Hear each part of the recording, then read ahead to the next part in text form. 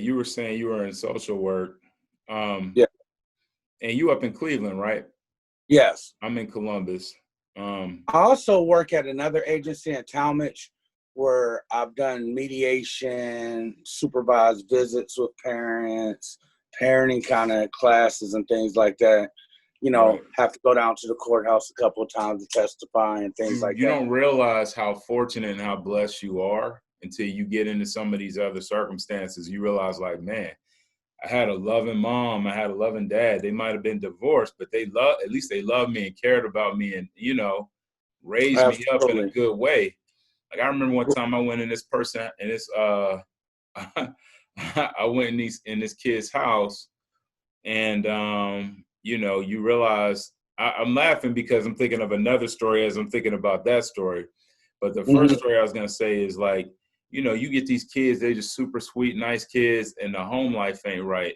And you go in the house to get them, and they're like, look at my bed. I want you to see where my bedroom. And you go in there, and you realize, like, and you go in there, and they got an old king size mattress, and that's the only thing in the room. And they're happy. They're happy with that. You know what I mean? And that's just to say, like, number one, it doesn't take much to be happy. Number one. Number two, you realize how fortunate you are to have a life you have and have led the life you have, despite what you think or how bad your situation was. You know what I'm saying? Yeah. When I first got into the field, you know, it was eye-opening because I was like, man, Jerry Springer is real. Like, some of these situations, you start reading some of the intakes because you're like learning a lot of the intimate details of these families and things like that. And you're like, wow, people are really living this way. Oh, you know, yeah, man. It does make you feel a lot more fortunate about having, you know, parents in the home and parents who care about you and things like that, and some of the struggles that they're going through, especially based on some of the socioeconomics out here. Man, I remember when the story I was about to tell, I may tell it later, but all right, so I go in this kid's house and I'm working with this kid, and his family are drug dealers. They sell crack, right? Yeah. Kid's still a good kid. Parents are nice. They just happen to sell crack. And then, and their child, you know, the way their dad had the game set up, like, he would he told them basically, like, they learned from him that ain't nothing off rules. Like, if you can get your hands on it and you can take it, it's yours if nobody catches you. So that's how they were brought up. And so, like, anytime I took him into a store or anytime I took him into somebody like a house or a school, I had to make sure his hands was in his pockets because he was swiping stuff, right? Yeah. So then, you know, and I learned that lesson the hard way. I took him to Walmart one day, and this kid came out with packs of gum in his pocket. I'm like, man, how did a second grader get me like this, right? So we had to take it back. But fast forward, so at the time, my girlfriend lived in Columbus, and I'm in Youngstown. So I drive down. I go and do my business in Pennsylvania where I work. Then I was going down 71, saw my girlfriend. I'm coming back. And I get stopped by the police. And so I get stopped by the police, and the policeman goes, why don't you come sit in the car with me? I'm like, all right, cool, whatever. So I'm sitting in the back. First and last time I was ever in the back of a squad car. It is cramped back there, number one. Yeah. So then he's like, all right, so we're just going to, if ain't nothing wrong with your car, I'm going to have a dog search your car. If ain't nothing wrong, you know. Did he give you any probable cause? Was that? Any probable cause? He didn't give me any probable cause, and I was young at the time, so I'm just like, whatever, man. I don't see any of these signs. Was that? It's just part of being black in America. Right. So I'm just sitting in the back of the car, and so then he comes back to the car, and he's like, all right, so when the dog comes, if he searches the car and the car's fine, no tickets, nothing like that, Dog comes. The dog started doing cartwheels around the car. He's like, so you see how he's acting. So Oh no. I'm just gonna go ahead and read you your rights. And if they find something, then that's fine. If not, we're gonna let you go. And I'm sitting in the back of the car like, oh my God, please don't let this kid have stole his dad's crack and left it in my back seat. Because when they find it, what am I gonna say? It's not my crack. It's the 5-year-old's crack I had earlier today. He had the crack. I swear, officer, it wasn't me. I think I had some creatine in the car and some blood pressure pills or something like that. And they was like, yeah, the dog, when they smell drugs, they don't care what kind of drugs. It's all drugs to them. I'm like, okay, I'm fine with that. Because I can guarantee you nobody was going to buy that. It was the elementary school kids crack. Defense. I mean, you be amazed what some of these kids deal with. Man, I remember one time I was working with a kid and he was wilding out in school. Yo, what's going on, man? Hey, how's it going, guys? I'm good, man. Hey, what's up, man? Oh, not too much. Sorry for the delay. Oh, no worries. No worries. We were just talking about realizing we both had a history in social work, and we were sharing a few war stories about working with kids that come from disadvantaged backgrounds. And I was telling them I was about to say I had a kid, and in Pennsylvania, if you're a wraparound, basically you're in the class, basically like state funded Big Brother type program. Yeah. So I'm aware of it. Okay. Kid was wilding out in school, and I was saying, man, you need to calm down. And in those schools, they had the phone actually in the room. And so he knew his mom was going to be out for the day. So he really started wilding. And he was like, I was like, man, I'm going to tell your mom. He's like, I'll tell her myself. So he stands up, goes over to the wall, calls mom. I would, fake it, man. Just fake it. No, he really calls the number, leaves a voice message saying, I'm wilding out. He's thinking he's going to get home in time to erase that phone call. He does not. That was around 11 a.m. About 11:45, the phone rings in the class.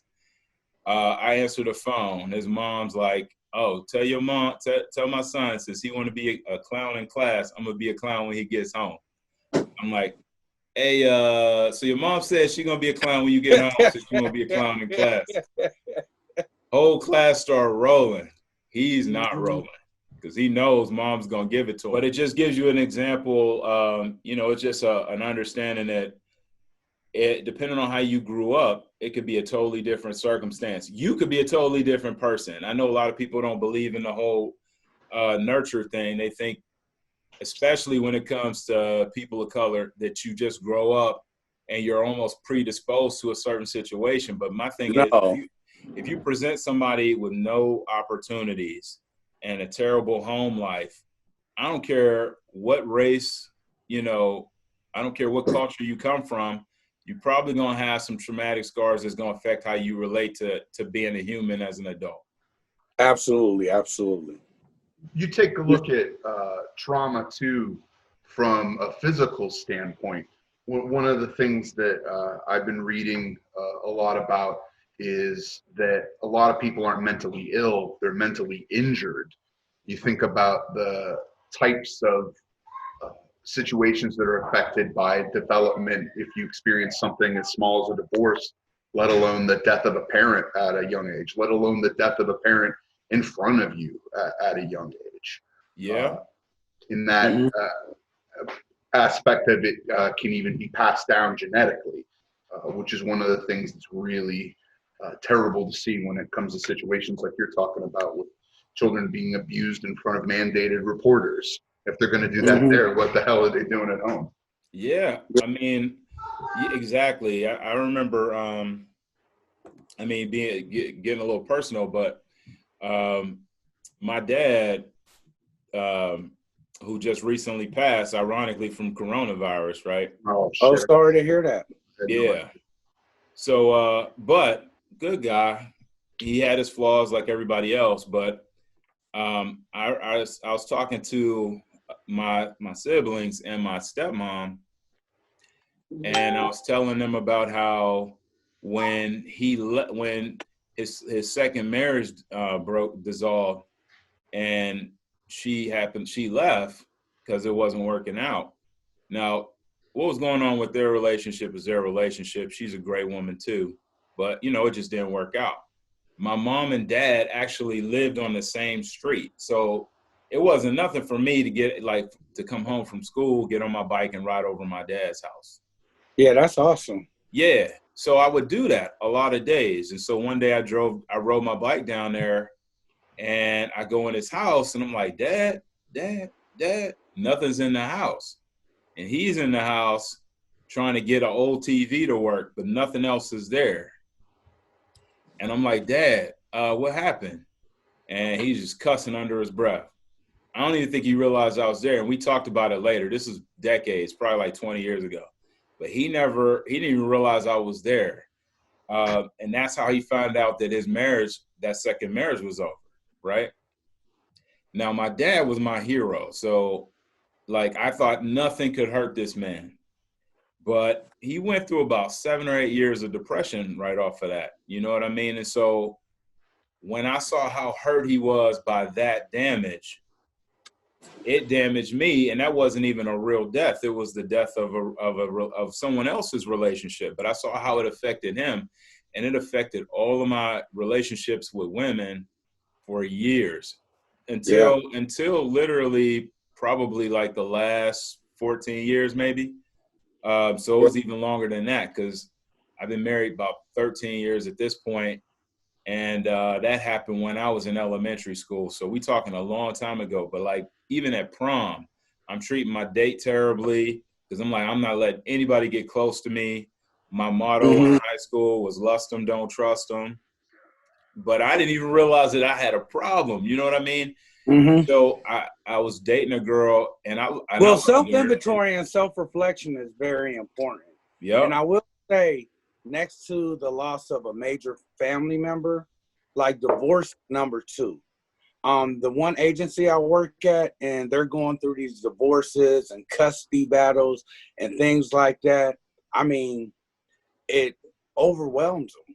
And when you're in a depressive state, it's so intense, and you feel that it's the only thing that matters around you, and you become consumed by it, and it just pretty much takes over your life. So it can be very traumatic for people also, just like you're saying. I think that's what really happened to me. I moved here to Columbus for a girl. She ended up leaving me, rightfully so. I wasn't a great partner. But one thing she said, she was like, man, you really need counseling. And I was like, well, if I could get counseling, I can get her back, right? I wasn't going because I really thought I needed counseling. Then I got in there and I was like, man, I'm a wreck. Mm-hmm. I really got a lot of issues to deal with. But once I realized that, it actually made me have a better relationship with my dad. And I had a better relationship moving forward with every other relationship. And so I really encourage, I hear a lot of people talk about therapy, and especially, I don't know how it is in your community, Murad. Did I say that right, Murad? Yeah. Mm-hmm. Okay. But in the Black community, a lot of times when it comes to therapy in general, people are clown for it because it's like, oh, if you go to therapy, you're crazy. But then I think about it, everybody else is going to therapy. Go see what it'll do for you.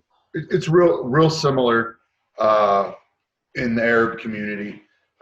They stay very insulated. That's one of the things that I worked at when I worked at the American Association for Palestinian Equal Rights, was just simply trying to get them registered to vote and actually care about what was happening here. But when it comes to things like therapy, I mean, my own father, for example, didn't go to a regular doctor's appointment until he was 27 years old. Wow. And what was the reason? So just a combination of how he grew up. He got to Western life. He was in Greece by the time he was in college. So it wasn't that he didn't have access to it. It was trying to preserve some kind of privacy. Gotcha.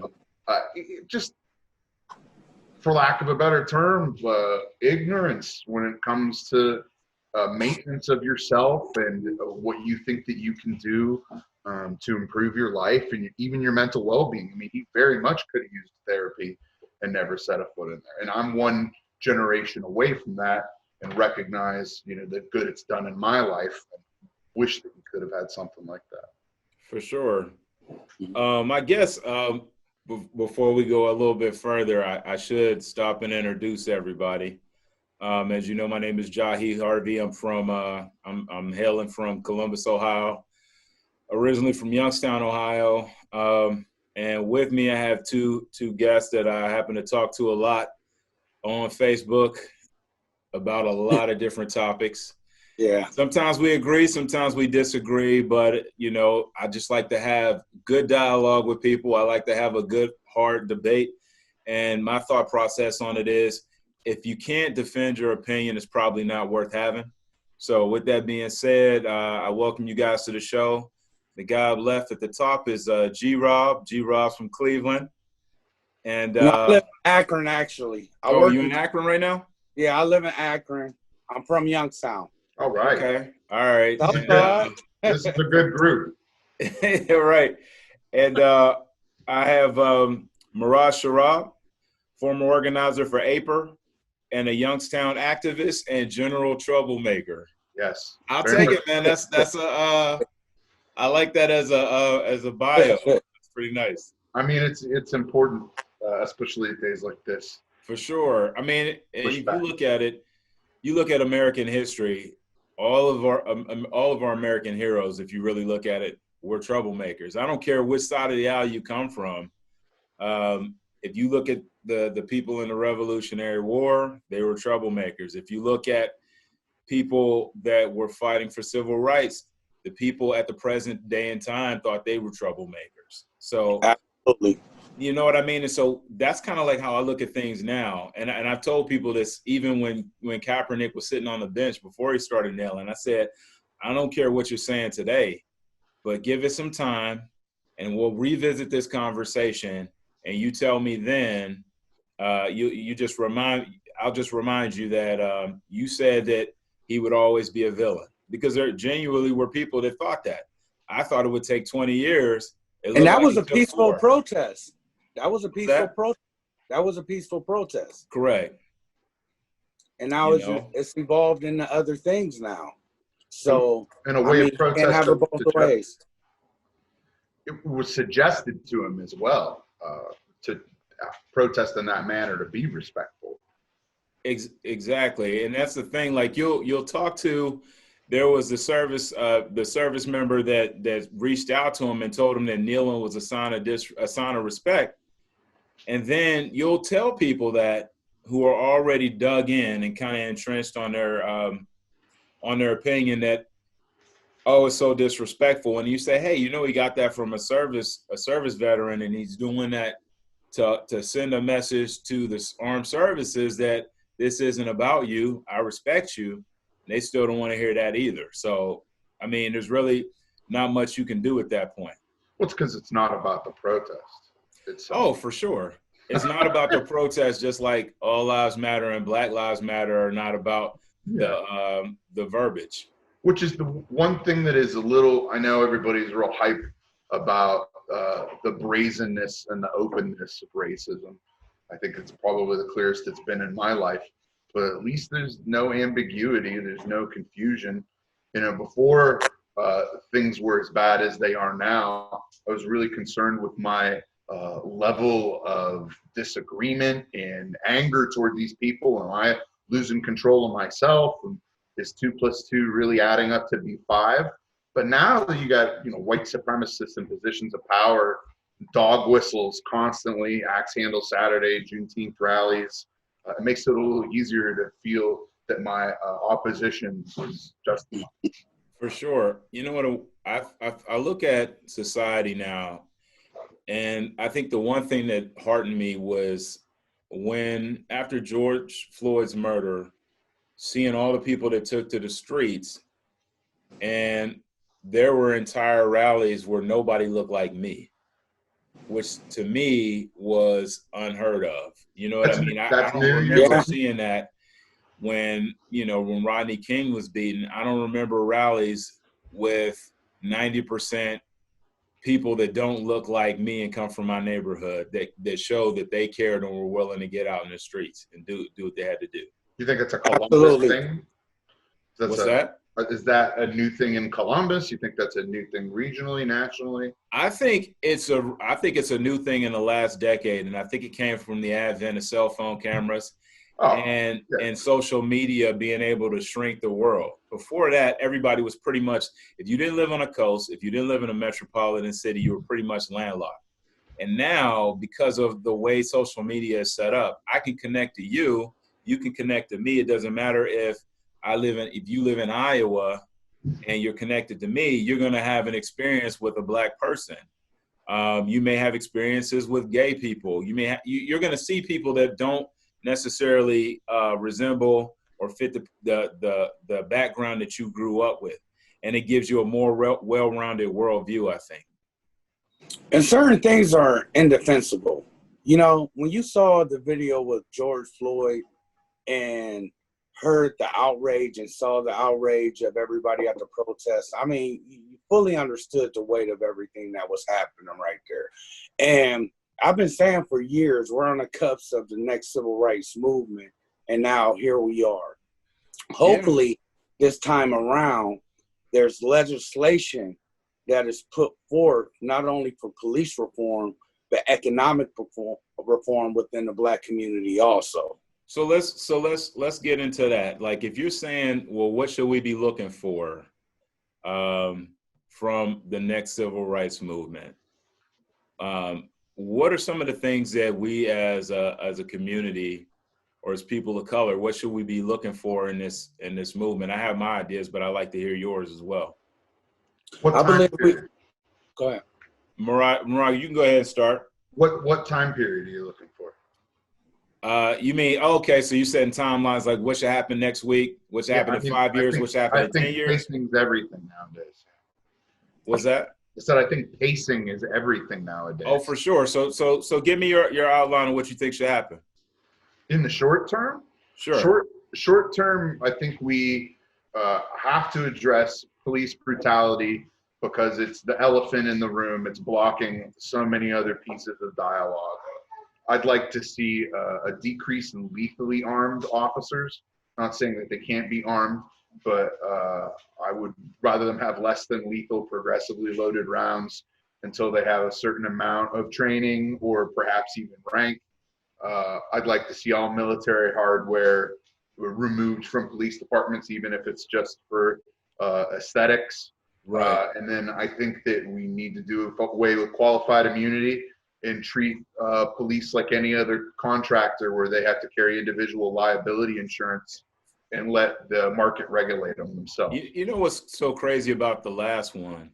The crazy thing about the last one is if I know I can't get, tried or no matter what I do, it's not going to make it to court. That has to play into your mind about the actions that you would take, Yeah. Look at the brown eyes, blue eye experiment from, the 66, 67. Jane Elliott.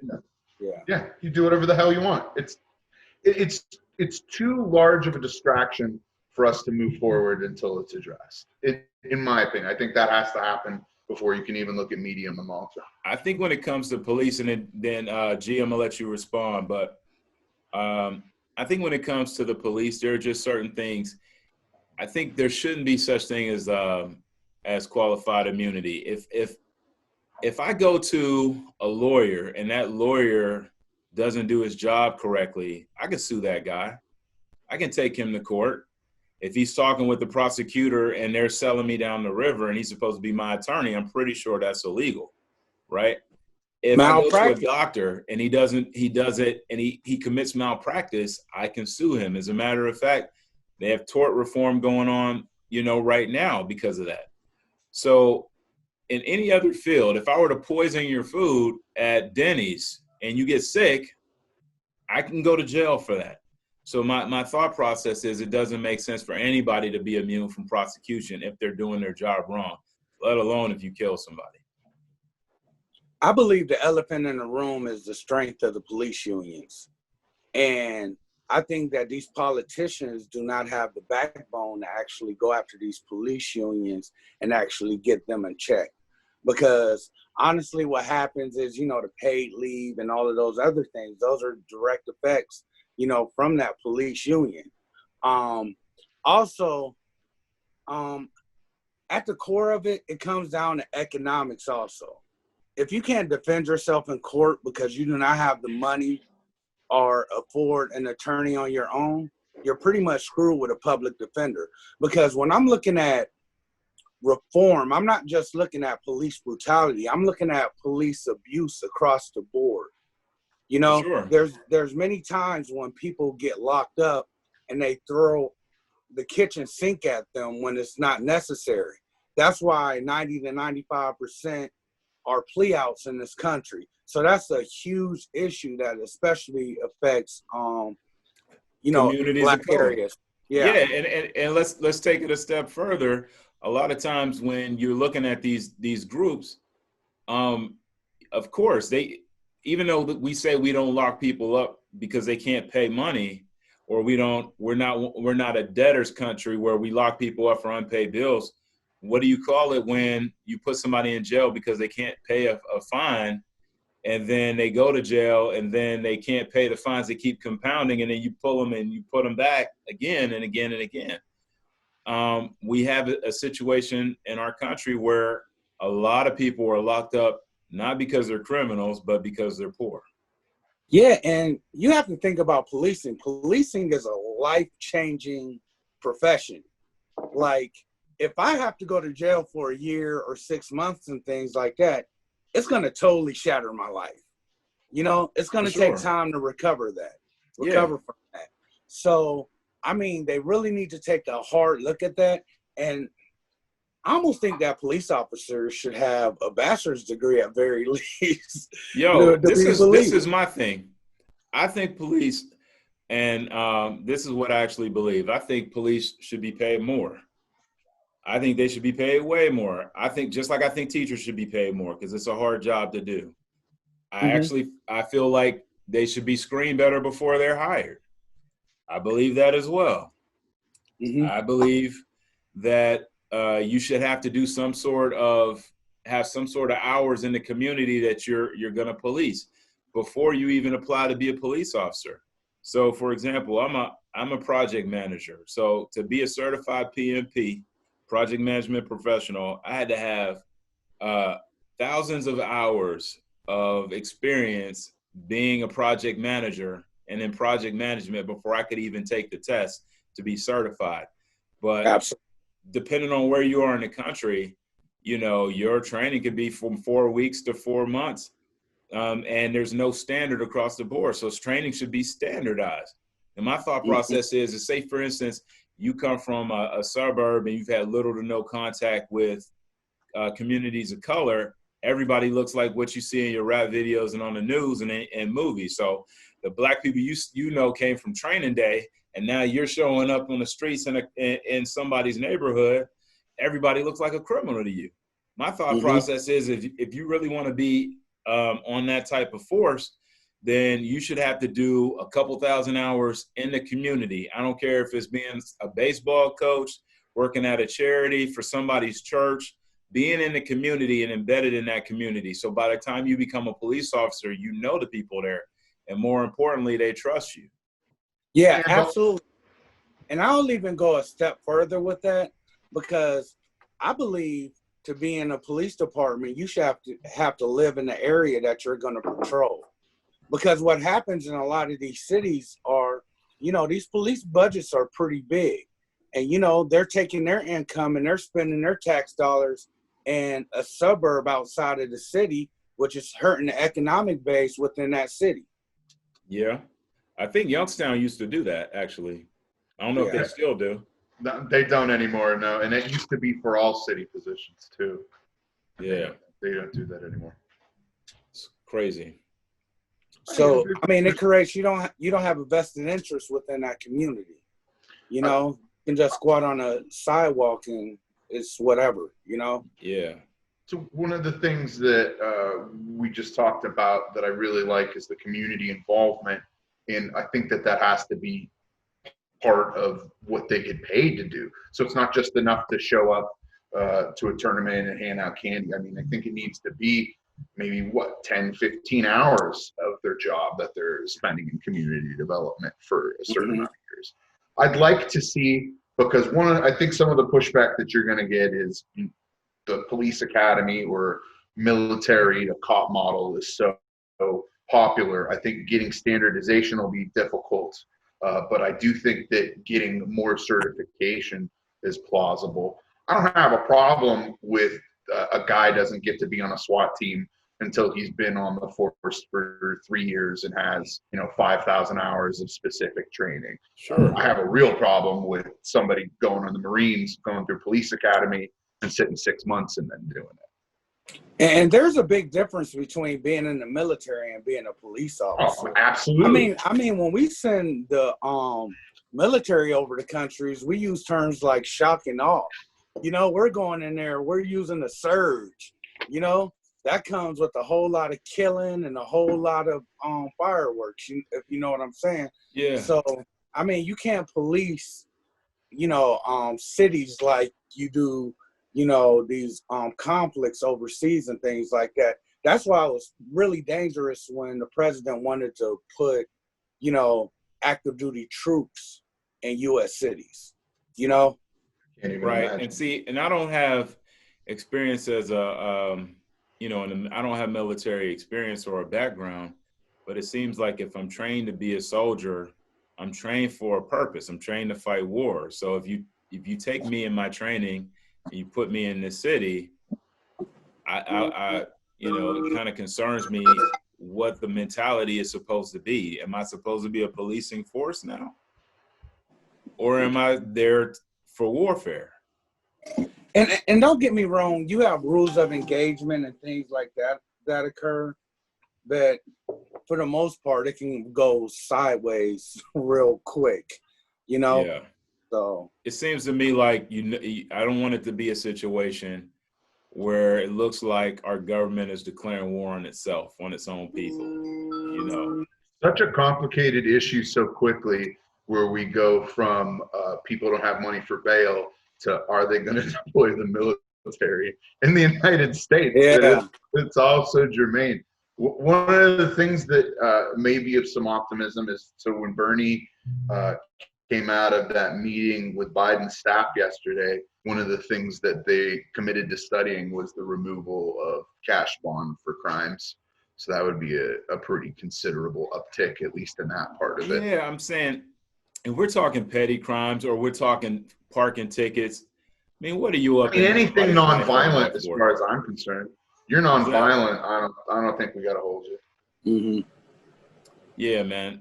So, I mean, I think these are some good things. I'm not sure exactly where you guys' leanings are politically, but I like the fact that Biden is having conversations with the progressive side of the party, of the Democratic Party, because there are actually some good things, some good ideas over there. I mean, Medicare or Medicaid for all, there's a lot of people who are against that. There was a lot of people against Andrew Yang's policy of having universal basic income, and then once in a century pandemic hit, and you heard Mitt Romney talking about, hey, we need to start passing out money.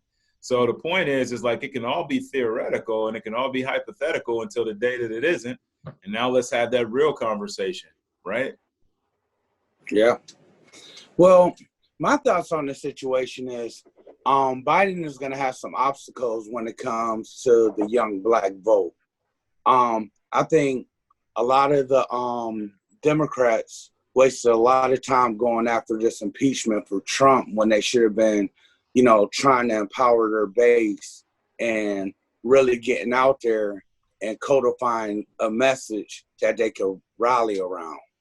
So I think it is an uphill battle to get that younger vote out.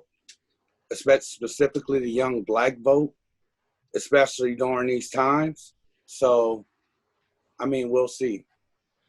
Yeah, I've been having this conversation a lot with people who dislike how Biden is campaigning. So they say to me all the time, he doesn't speak to me. I don't see my reflection in the race. And one of the things that I've been trying to get across, and I don't know if I'm successful, I feel like I am sometimes, is that that's not a coincidence, but maybe don't take it personally just yet. Because I feel like we're in a game of chicken when it comes to Trump. And as long as Trump keeps talking, he's basically campaigning against himself, while Biden is shoring himself up with the elderly vote. I mean, he's been able to peel 10% off of that demographic in the last couple of months, which is an impossible task when you're going up against a Republican. Well, look, when you start talking about you want to have in-person rallies and it's okay if a few people die and we need to live with it, and it doesn't matter if the elderly, if you guys got to go first, and then those are the people in the riding around on the rascals and using the jitterbug phones with the huge buttons on it. They're like, wait a minute, did he say we got to die? Okay. Yeah, and Trump's doing that to himself. He's doing it to himself. He's doing it to himself, and then now, I mean, you get to a point where you get to some of these deep red southern states. I think Texas has them in the margin of error against Biden right now, and that's crazy considering the fact that it's Biden and a deep red state. You got to go back. What they're trying to do is they're trying to fight against. But they said Hillary. that about Beto O'Rourke also. Was that? Oh yeah, Bill. He almost beat what's his name, Cruz, right? Yeah, but here's the thing about Trump that Democrats have to realize: Trump is a mud monster. The more mud you throw at him, the bigger he gets. And I think what you have to do is rally around a message, rally around what you're actually going to do, what tangibles you're going to be providing to your constituents, or you're going to have big issues come November. So what do you think about this idea? And this is kind of floating around in my brain, right? I think the reason why we don't see Biden out there like that is because I don't think Biden is the Biden that he was a few years ago. No, he's not. I think they're afraid. They're saying, all right, if we get our guy out there and he says some wild stuff, the news cycle is gonna run it for a few days. Trump is gonna take it and run with it in Twitter. It's gonna stay in the news cycle for a while. Like when Biden said, if you ain't a Democrat, you ain't black, or something to that effect. And everybody's like, man, dude, you didn't have to say that. Like that, you didn't need to say that. We all know ridiculous. Who primarily black people vote for. That was not a thing that you needed to say, sir. Yeah. And you said it at the end, like it was the tail end of a great interview. And that's what you end up capping it off with. And now nobody cares about anything else you said in that interview. Just the fact that they said, if you aren't Democrat, you aren't black. It's like, come on, man. So I think they're afraid of that. I think they're just saying, let's just lay low and see how long we can draft behind Trump until we can't draft anymore, and then let's shoot out from behind them. It's a game of chicken. And Biden has his past with the crime bill and things like that, and his refusal to apologize for that. That's going to be an issue for him also. So we'll see, especially, when he went on that network or the TV, radio show and said those things. Because a lot of people. The crime bill is real. It's real. Now, I'm not caping for Biden. Trust me when I tell you, I'm not caping for him. But I tell people like this, just because I chose to eat broccoli over drinking Drano doesn't make me a vegetarian. You know what I mean? Like, I look at the situation now with Trump, and the crime bill was horrible. But who else was bad? Bill Clinton with the 3 strikes laws, and his wife. Yeah. Who's the main people out there calling people super predators, right? But at the same time, if you go back in history and you look, even communities of color were on board with those ideas because they thought that was what it should. They thought that's how it should be. I'm sorry, Murad, you had something to say? I said I didn't know that. That's upsetting. Well, yeah, there were preachers. I mean, they got and they sold it in congregations and and pastors and bishops sold it to their congregations too. And I'll go back and fact check and make sure. And if I'm lying, it'll say across the screen he didn't know what he was talking about. But there were a lot of people that were on board with that. I remember when I was a reporter, when I was a newspaper reporter, right, and I was doing a story on crack laws, because crack and cocaine, for a long time, you can go to jail a way longer time for crack than you would for powder cocaine. Yeah. And that was a situation where it's racist, right? Because most white people are doing cocaine, it's powder. Black people are going to jail for life for the same thing that people were getting a slap on the wrist for if it were powder. And studies already showed that crack and powder cocaine are the same thing. So I say that to say, so then I did some research, right? So this was being championed by a U.S. senator, a state rep in Ohio at the time, a black guy. And I was on board for it too, even as a reporter. I mean, I can't say that, I can't write it like that, but I'm like, yeah, even it out. And his thing was saying, I want powder cocaine to be just as criminally charged as crack cocaine. So then I looked at the numbers, right? In Ohio at the time, at least in his district, everybody was black that was going to jail for cocaine. It didn't matter that it was crack or powder. So basically what his law was going to do is put more black people in jail. I mean, specifically black males. It crippled the black family.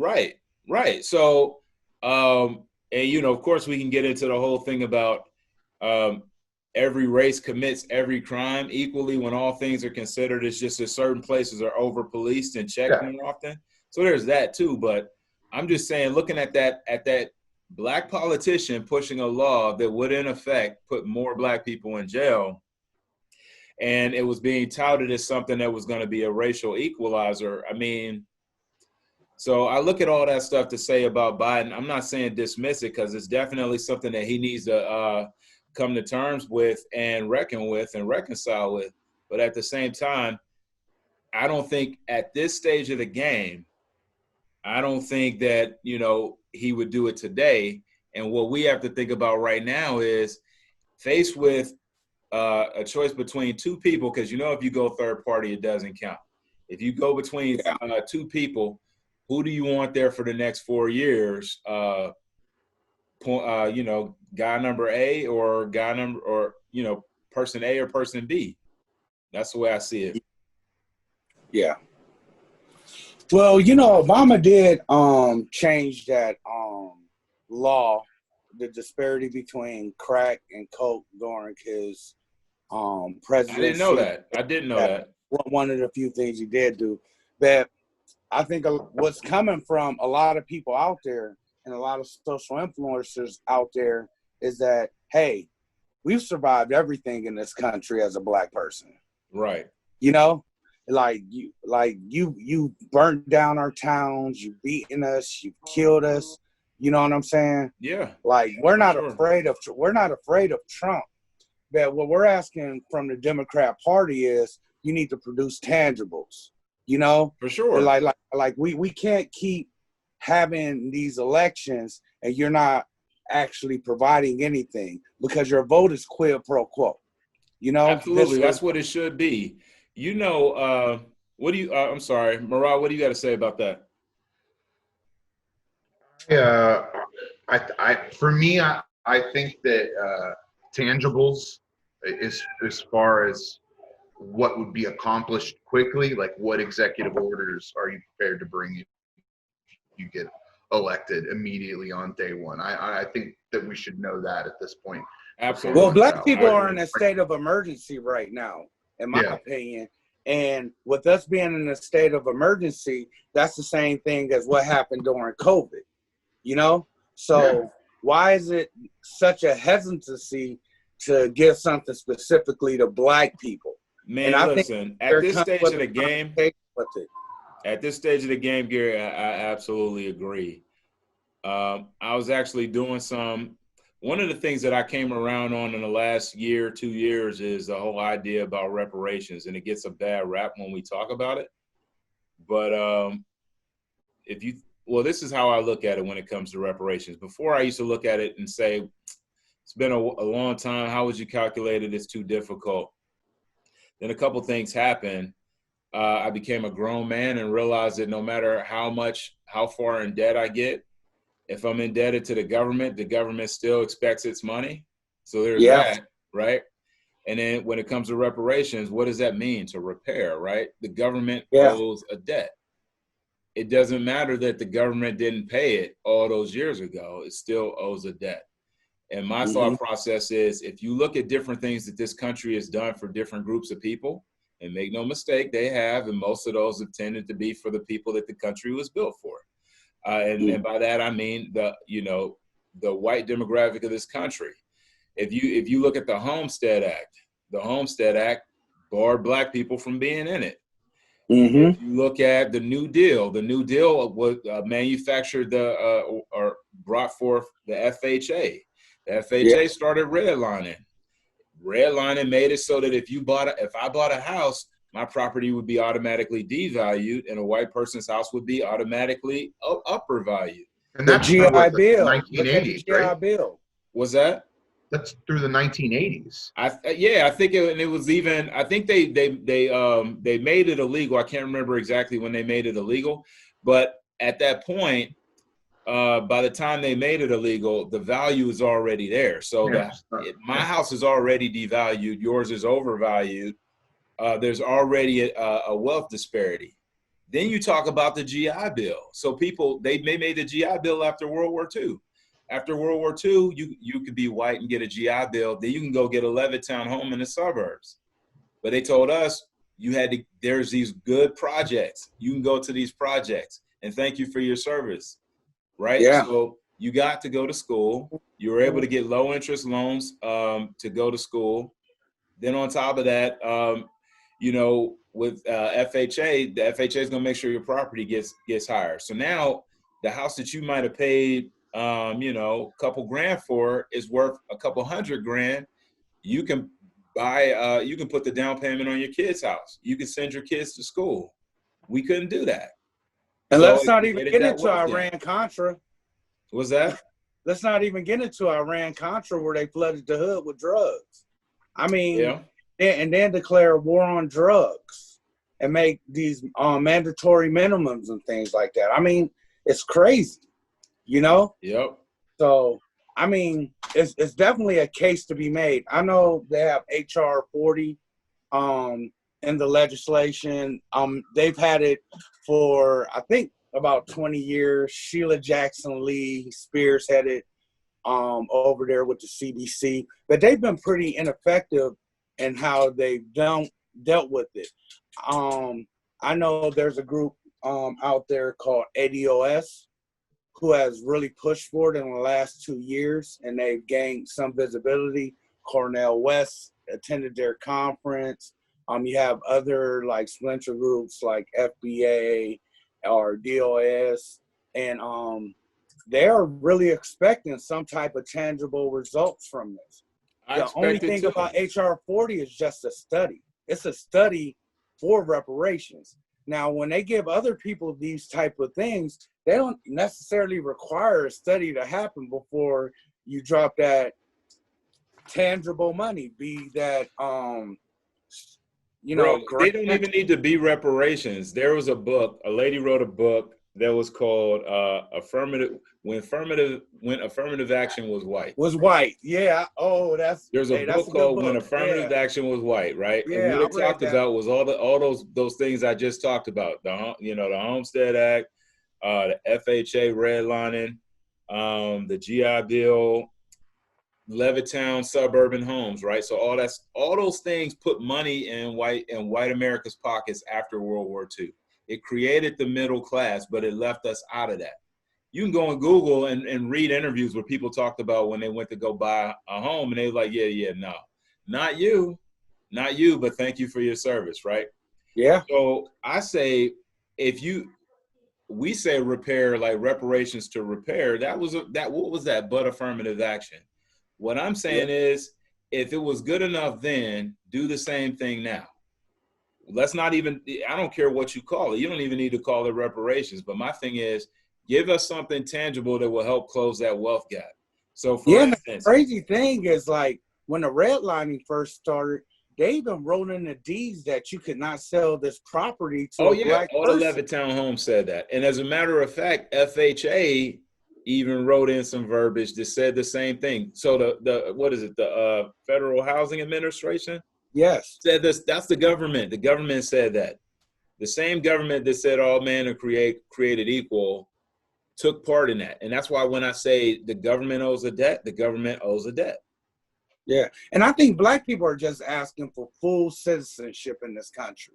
As a citizen of the United States of America, because I'm an American, you know, like, I'm not looking to go back to Africa or any of that other stuff. I'm full-blooded American. Right. And I have certain rights as a citizen, you know? And if Right. I'm done wrong as a citizen, that repair is due. And it's not rocket science. But when we're asking a party that we voted for over 50 years to start to stand up and start to challenge this issue, we get a bunch of lip service, or we get hot sauce in a purse, we get dances at the cookout. I mean, that's not good enough for us. Right, because I think we look at the statues and people pulling down statues, and I know, Murray, you've been in those streets. I know you were in some of those protests, right? Yeah. Oh, because the ones in Youngstown. What are some of your tell me about what your experience was out there, actually being out there on the front lines, you know, seeing this firsthand. Well, and where do you think we should go from here? So one of the things about the protests that was really exciting was the sense of unity, like you talked about, many different types of people together. I went through a couple experiences where the Youngstown one was not organized. The Warren one was very organized. And I think that the proof's in the pudding when it comes to having to stay organized, having to have a plan, having to have an agenda for them to be effective, and not just something to rile up people in the suburbs about. Gotcha. One thing I specifically wanted to touch on, you were talking about reparations and how do you get it passed. So I don't think we want to wait till 2053 when we for sure have a majority that'll get it pushed through. So I think that it will have to be packaged in a way to make it palatable to get it done as quickly as it needs to. One of my great friends growing up was half Cherokee and gets schooling for free. If we institute UBI along with that and the same access to mortgages that should have been promised in something like the GI Bill, I think it needs to be a package. I don't know if just a check is going to be enough, or if it's going to be the hill that we want to die on when it comes to see, this is where I feel like I think we go, and I don't know what anybody else thinks, but when I think about reparations, a check's not gonna repair the wealth gap. The check is gonna get, it's gonna be like tax at what do you call it, tax refund season, and then everybody spends, and then we go back to being who we were, where we were. That's what people will say. That'll be the criticism. Oh, for sure. And I've had people come to me and say that, and I say, no, what it means to me is this. What it means to me is this. If you are a descendant of a slave, any state institution that was built with slave labor, you can go to for free. Yeah. Because that gives you education, and with education comes power. If I can get a master's degree or a doctorate, now I can get doctor money. That repairs the wealth gap. And on top of that, the kids that I now raise,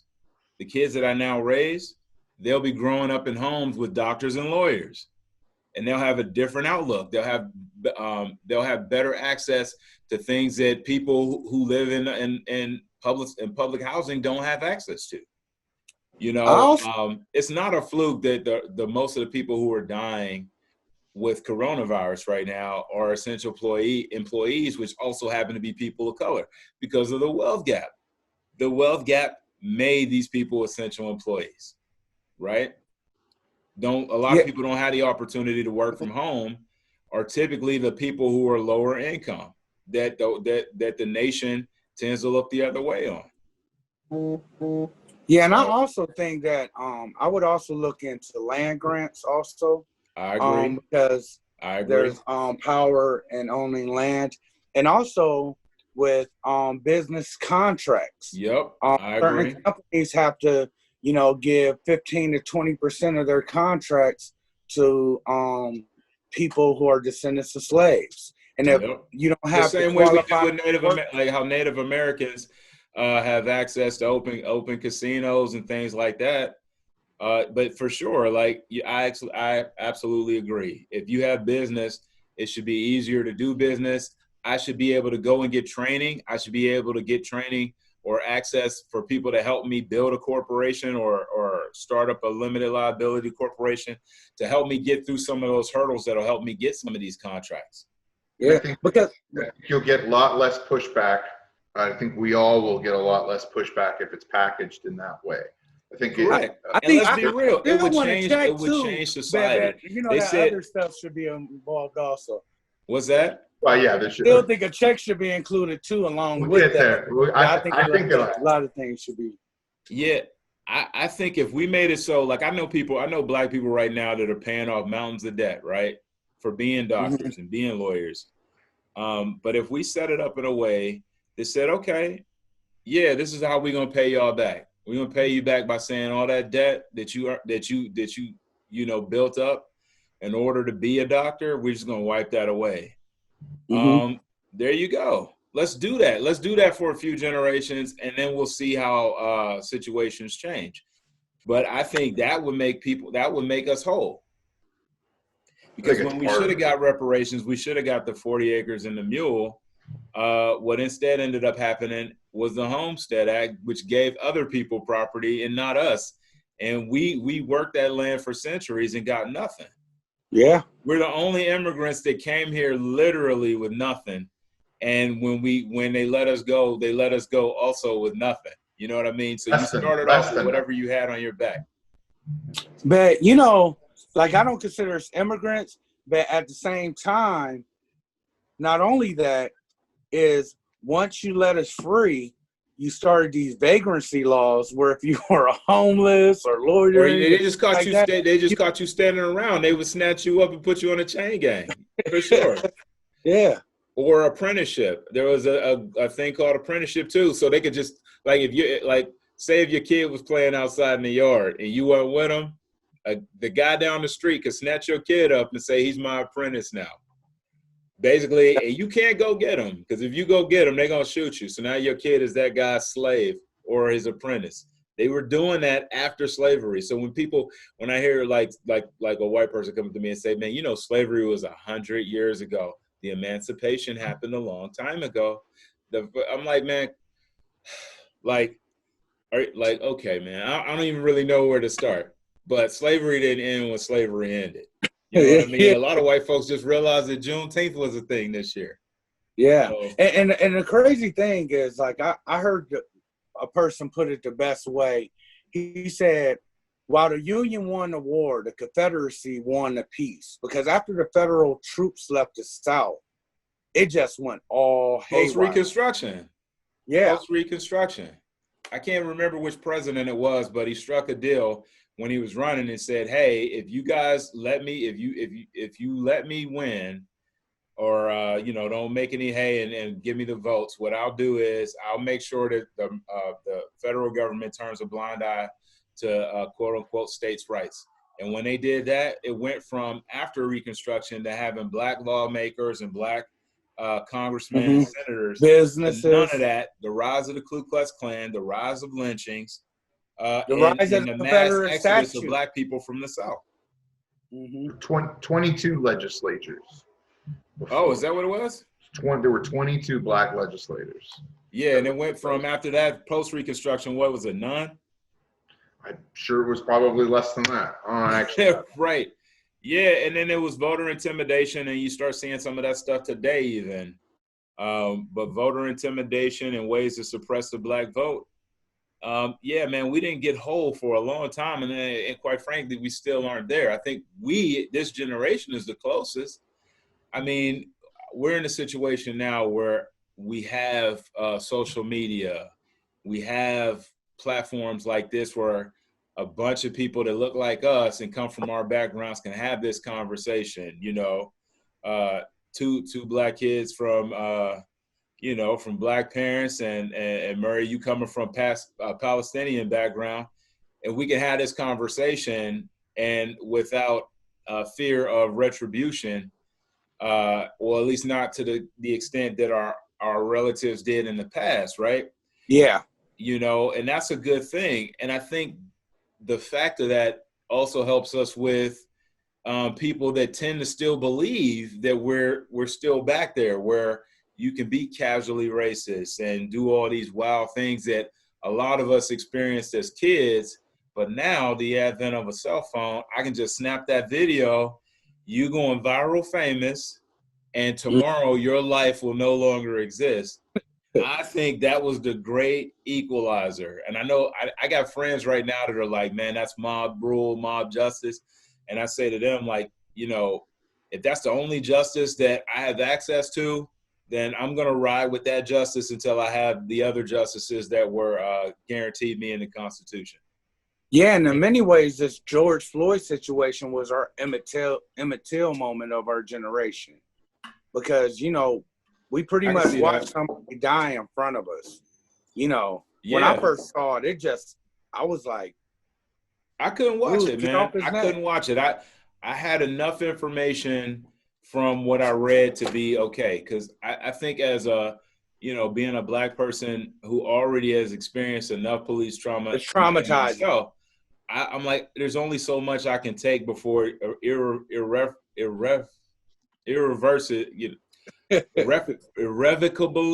Yeah. It took a minute. It took a minute. It's a lot of Scrabble letters, man. But I don't want it to forever change my heart to the point where, you know, I'm walking around with a hardened heart. I think even though I've gone through those things, and yes, I've experienced racism on many different occasions, but I'm still me, and I don't want to get to the point where my heart is so hardened that I can't be an active and productive participant in making this country better. You know, it's tough.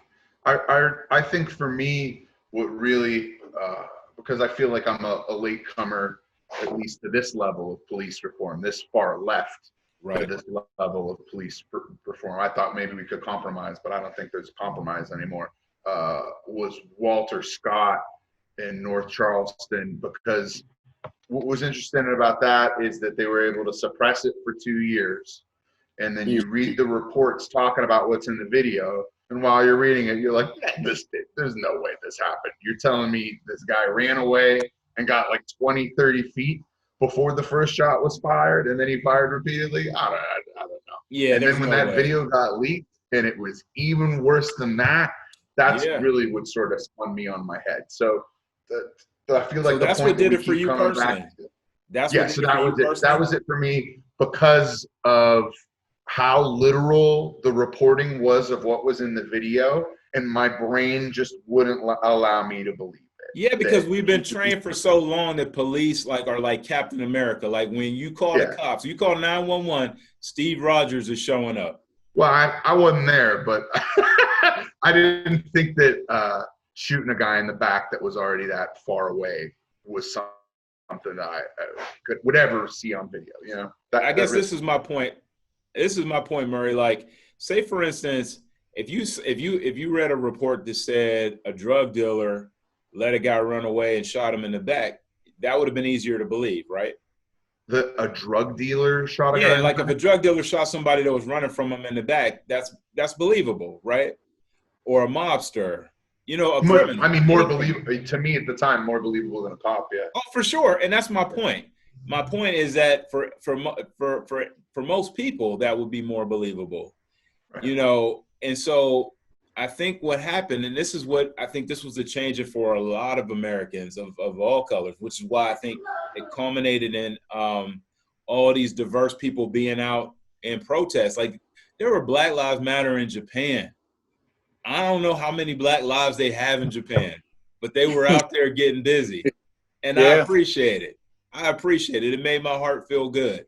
it was like a counterweight to all the stuff that I've seen and witnessed, as far as like, you know, keeping your heart, saying that, yeah, this can't keep your heart optimistic, right? But I just say that to say, all the while when we were kids, you know, we went through the DARE program. They bring the cops in, they let you pet the police dog. And they're saying, if you need help, run to a police officer. A police officer is your friend. And for all of us, even in Black communities and communities of color, we learn that same thing. I felt that way. It didn't take Walter Scott for me. What it took for me is getting a license and driving around outside of Youngstown, outside the city. And when I started, you know, having more and more interactions with police, that's when I realized, oh, okay, everything my mom and dad told me to watch out for was true, because I thought they were lying. And then I started getting pulled over twice a month. You know what's funny about that is, so I've had a gun pull on me 3 times since I lived here. And I just thought it was how stuff was in Youngstown. Like, I was insulated to the point where I believed some of the hype about my own city that I grew up in, growing up on the north and west side. And I thought, you know, it's just a product of where I am here. And I think that seeing that interaction duplicated, you know, 1 million times over on the internet is what really rung my bell and got me to move this far left. Man, like for me, and Gary, I don't know if you've ever, I don't know if you've ever had any experiences like that, but for me, I've had guns pulled on me 4 times, right? The first time I was at South High School as a freshman. I was walking home in the dark, and I had my triple fat goose bubble coat on, fresh to death, you know, Raiders, because Ice Cube, right? And I get to the driveway, and a dude jumps out of the car and tries to rob me for my jacket. That's the first time I ever had a gun pulled on me. The first time I got a gun pulled on me, I was on Thanksgiving break from Kent State. You know, my first year up there, came home to kick it with the homies and stuff on Sherwood, all of that other stuff. I went to school with the guy for like years and years. Next thing I know, I got a gun to the back of my head. I mean, it's like, so crazy. A guy that you knew, knew you pulled a gun on you. Why did he do that?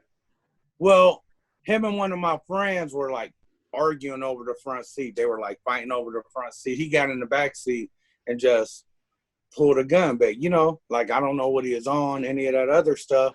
It's just like, drive. I drove or whatever. I bet you did. Because you got it right there. it too. We went to Burger King, you know what I'm saying? And you don't want to walk right. He got out and left, you know? And it was just like, dang, I could have got killed right then and there. Yeah, and you know the crazy thing is, you would have went in the paper and they would have said, yeah, he was up to no good. Yeah.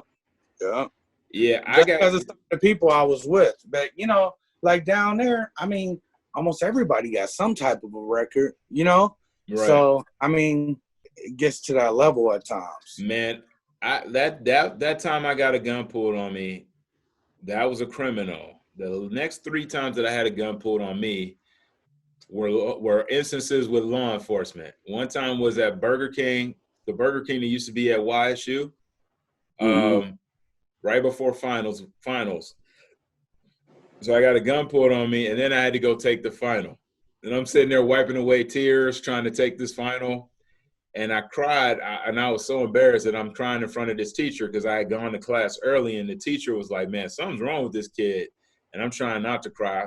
I do, because, you know, that's what happens when you feel helpless, right? So that time happened. I took the final. The second time was Christmas Eve. I'm trying to remember which one happened before the other, but the other times were Christmas Eve. I was dropping off Christmas gifts at my godmother's house. And they told me that I was swerving in the road. And when I went to get out the car, I didn't even know the cops were behind me. And I get out, and they're like, don't move. And I'm like, and I look, and I see that they got guns pointed on me. I'm at my godmother's house in the driveway, about to unload Christmas gifts. You don't want to celebrate Christmas after that, right? Yeah. And then the third time was at an ATM, National City, on the corner of Glendale, or it's not there. It used to be an Arby's and a BP gas station on Market Street there. Yeah. I think the BP gas station is still there, but there was a National City real close to there. And I got me and my friend. We were Justin Teague and Lawrence Haley. We was in the shout out. Yeah. We were in the ATM. We were at the ATM, and a big black SWAT truck pulled up behind us, and all these dudes jump out, all black, huge guns, bro. I'm not a gun person, but I seen Predator. I seen Rambo.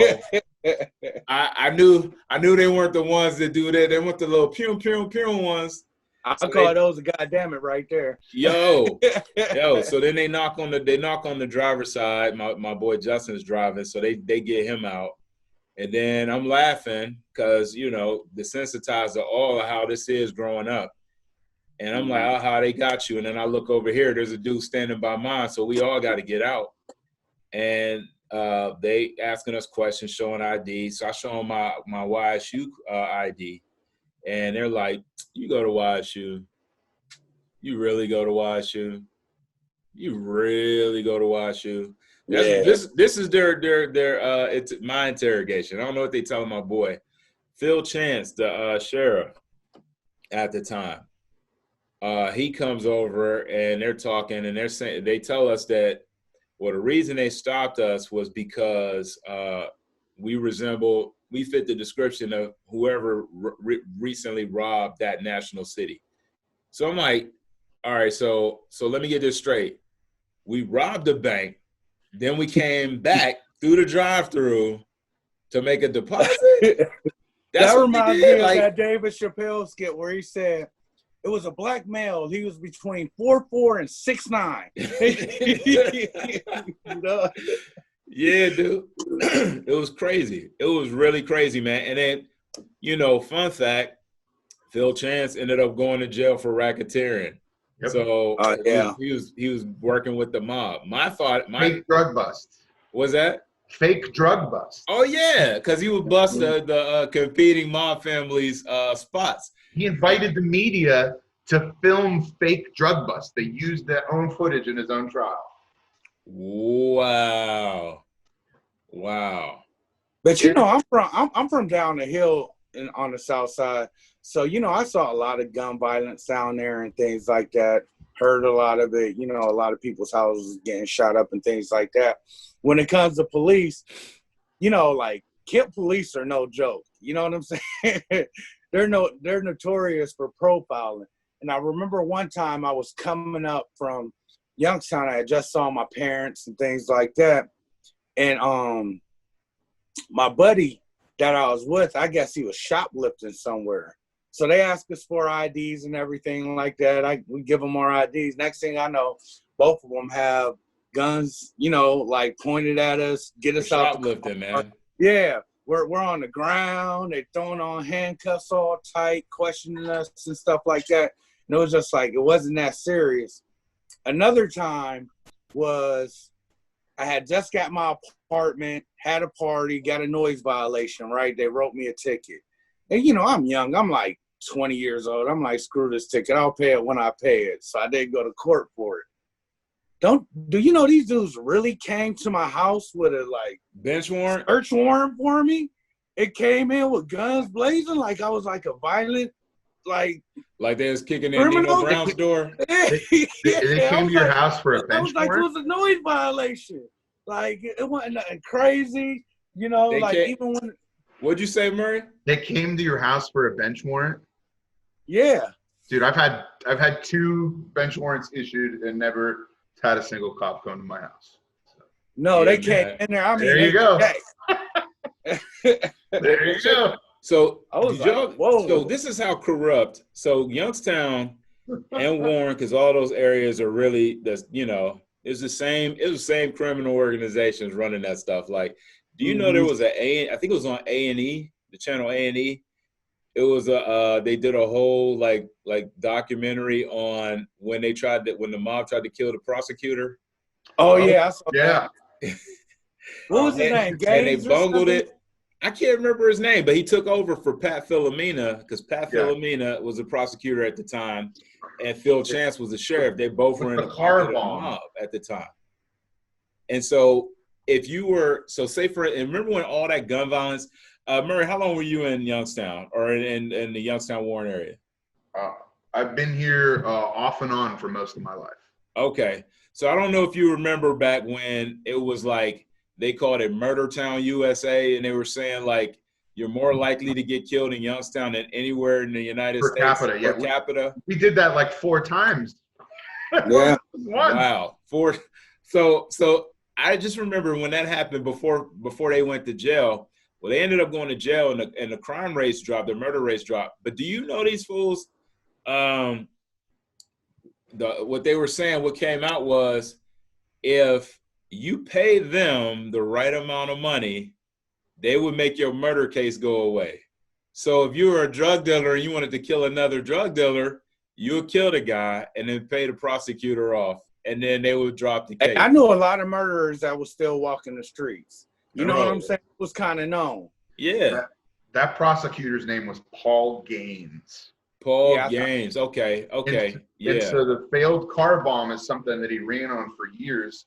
And what's even more interesting is he had a serious challenger before he died named Marty Yavorsek, who ended up getting caught up in that whole Oak Hill Renaissance nonsense because he was taking laundered money to run against Paul Gaines. Wow. And guess where the money was coming from? The Cafaros. See, so crazy, man. So crazy. Yeah. This is another thing that I heard was happening back then too. So say, for instance, if you had say you got a girl pregnant and you had to take a DNA test, you could pay to have the DNA test say it was another guy. So it's kids running around Youngstown now with dads that ain't really their dad. I love my kids. That would be funny. Man, that's scary, dude. Like imagine like dating a girl, you like, man, she fine, but she kind of looked like my uncle. you don't realize like, oh, that's sis. That's sis over there. Yeah. But you know, like with the Mafia, you know, like when I was in the inner city, like I didn't really like see their footprint as much, you know, growing up in Youngstown, just from where I was from. The closest thing I think I saw with the Mafia, I went to Austintown right before prom looking for a tuxedo, right? Okay. And I walk into, it was like one of the strip malls on one of the streets. And I walk in there and it was nothing in there but a bar. You know, they had tuxedos in the window, and I walk in and it's like 4 or 5 Italian guys, old Italian guys, sitting there having a drink. And they're like, yeah, we're closed. And I walked out and I was like, damn, I think I just saw the Mafia. Like, yeah, I just stumbled upon it. I was like, let me go check this shop out real quick. Was that Rondinelli on Market?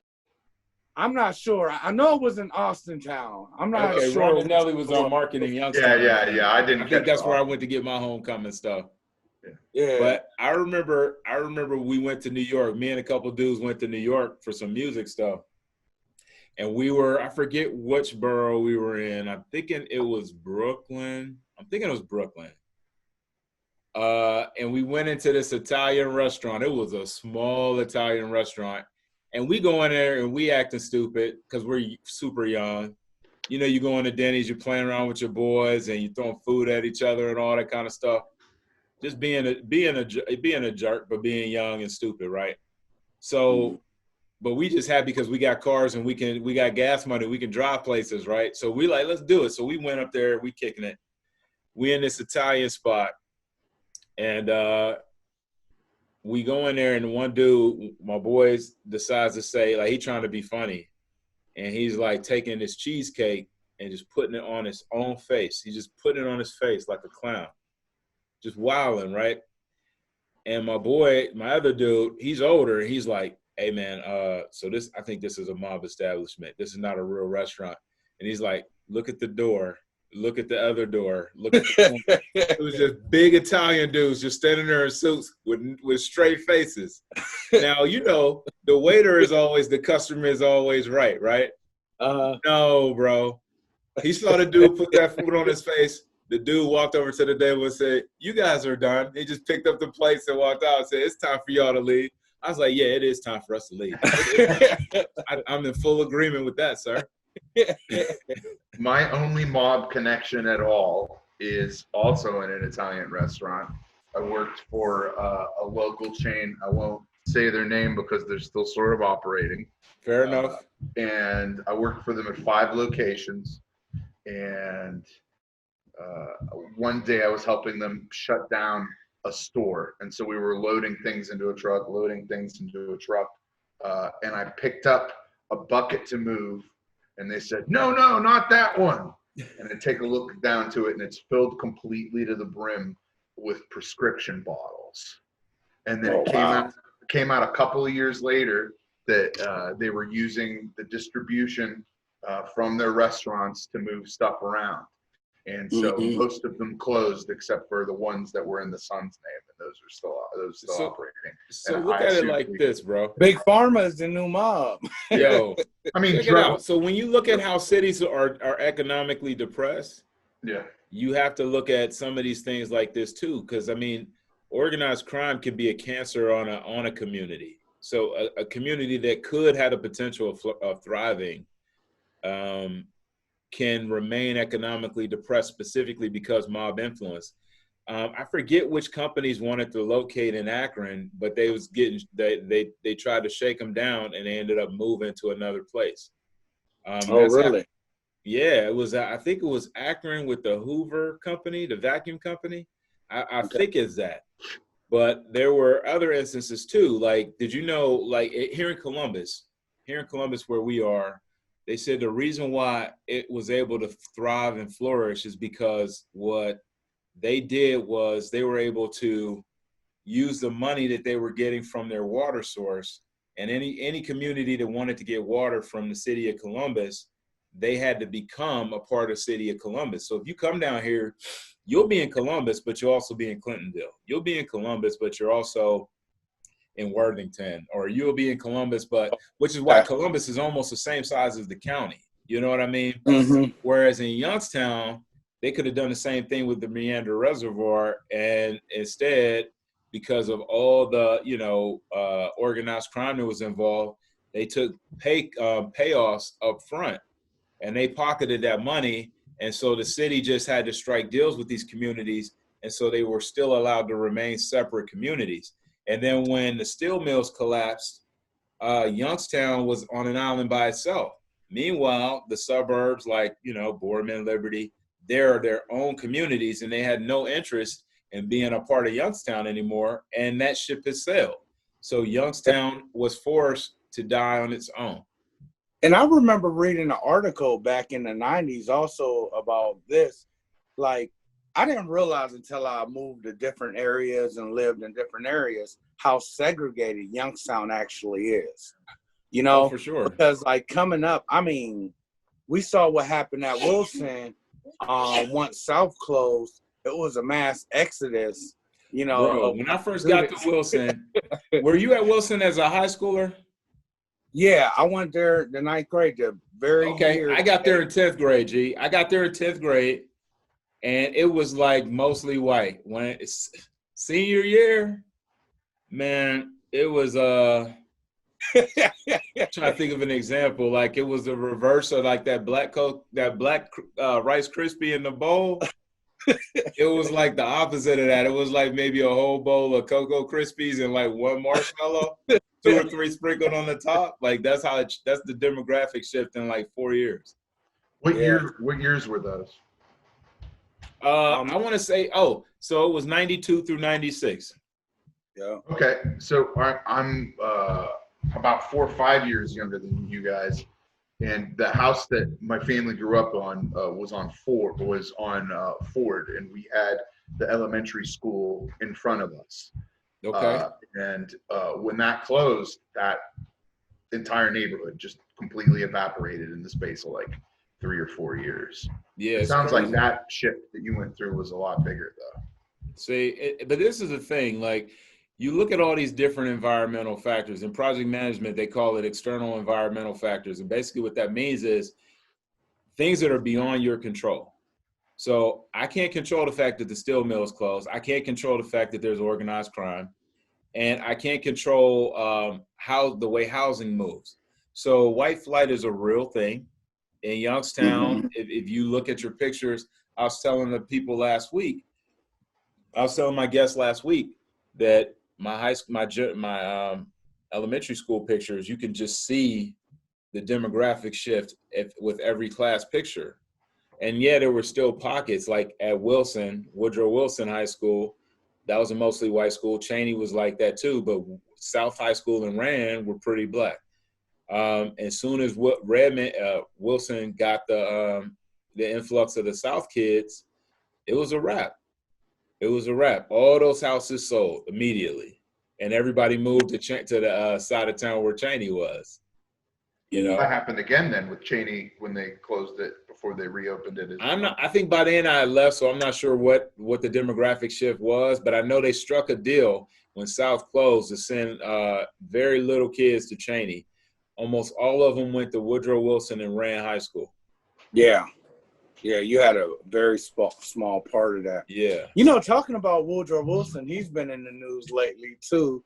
Like, I didn't realize how foul he was. He was super man. Foul. I got to go to a school named after a dude that hated my guts. He was showing Birth of a Nation up in the White House. Oh, that was him. Movies ever, yeah. Yeah, he said something. To paraphrase his quote, he said after he watched Birth of a Nation, he said it looked like the script was written with fire. So yeah. I'm gonna go out on a limb and say he was a fan. Yeah, he pretty much said that was fire. Yeah, you know? Right. He probably coined that term, but. You know, it's just kind of crazy how you start to look at history and you start to read about it and things like that.